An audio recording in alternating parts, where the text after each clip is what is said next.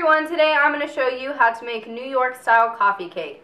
It is really easy to make and it's a nice fancy dessert that doesn't require a fancy kitchen. What we need for the cake part of our coffee cake is 2 1/4 cup of sifted flour. Make sure that you sift it before you measure it out.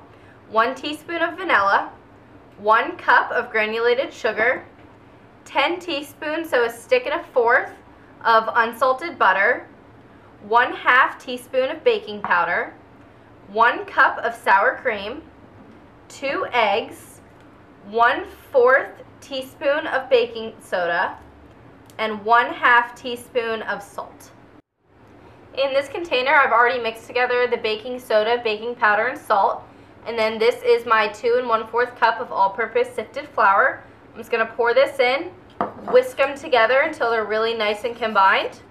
And then we'll go ahead and we'll put it to the side, and this is going to be our dry mixture. The next thing we're going to do is we're going to cream together our butter. So I've cut it into about 1-inch cubes. It just makes it easier to mix all together. And then I'm going to take my electric mixer. If you have a stand mixer, I highly suggest using that. And we are just going to cream our butter together.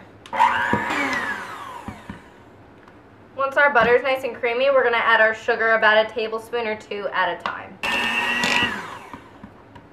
And you can always stop your mixer and scrape your bowl as needed, just to make sure that everything gets really well incorporated. So I'm on about my 3rd tablespoon of sugar. So once your butter and sugar is really well combined together, scrape the sides of your bowl, and then we're going to add our eggs one at a time, making sure that the first one is completely mixed together before adding in the second.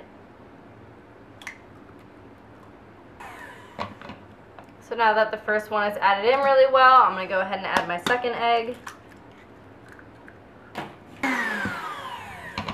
Once both eggs are really well combined in, I'm going to add in my 1 teaspoon of vanilla. And I'm just going to eyeball it. And then just give that a quick blend. What we're going to do now is we're going to alternate putting in our flour, baking soda, baking powder, and salt mixture, and our sour cream. I always start dry and end dry when mixing ingredients, so I suggest that's what you do. So I'm going to start with just a little bit of our flour mixture, and then mix that all together, and then we'll add in some of our sour cream. Now that the first part of our flour mixture is added in, I'm just going to add about a spoonful of sour cream. If you have a stand mixer at home, I highly suggest you use it. That way you don't need to stop to add in the sour cream. You can do it automatically.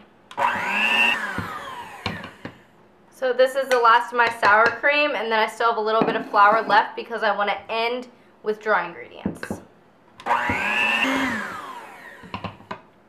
So I'm done mixing all of my ingredients, but I want to scrape my bowl really well and get all the ingredients from the bottom, and then give it another mix just for a couple of seconds just to make sure everything gets combined really well together. And that'll be it for our cake portion, and then I'll show you how to put it into our pan. What I have here is a 9 by 13-inch pan, and what I've done is taken butter. You can also use shortening, but I prefer butter. You put your butter all over the inside of your tin, and then you take your flour, sprinkle it inside, and make sure it covers all of your buttered surfaces. This just works a lot better than any type of cooking spray, and it doesn't make your cake any more oily or any more moist than it already is. And then we're just going to take our batter, put it into our pan, and spread it out really well, and then we'll put it aside for a second while we prepare our topping. What we need for the topping is 2 sticks of unsalted butter, 1.5 cups of packed brown sugar, about a teaspoon of vanilla, 2 tablespoons of ground cinnamon, and 2.5 cups of all-purpose flour. First thing we do to start off our topping is get the butter and put it into a bowl and just kind of mash it up with a fork. You want your butter to be soft, but not too soft that it's just going to turn into, you know, more of a liquidy, creamy format. We want to have those nice big chunks to put on top of our coffee cake. And then once this is mixed up just a little bit, we're going to add in just a little bit of our brown sugar. And after a while, this is going to get a little bit difficult to do with a fork. I suggest you wash your hands and start playing with your food. So I'm just going to mash this up a little bit. And then add in our cinnamon. And you can add in all the cinnamon at one time. Mash this up. Add in a little bit more of our brown sugar.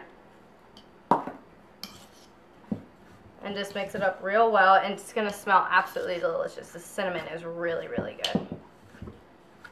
And after we've got a good amount of our brown sugar in, we're going to start adding in our flour. This is where I suggest you start to just use your hands because it gets way too hard to do with a fork. So I'm going to clean off my fork and put it to the side. And then just start making crumbles with your hands. Then after you get some of that flour mixed in, you can add the rest of your brown sugar. And you can also add in your vanilla at this time. And I'm just going to eyeball it.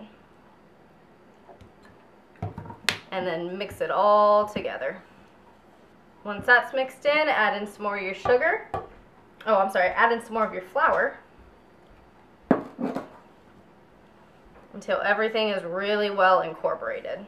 So once you only have a little bit of your flour left, you're going to add in your second stick of butter. And you can go back to your fork and just mash this all into it. And then we'll add the remainder of the flour.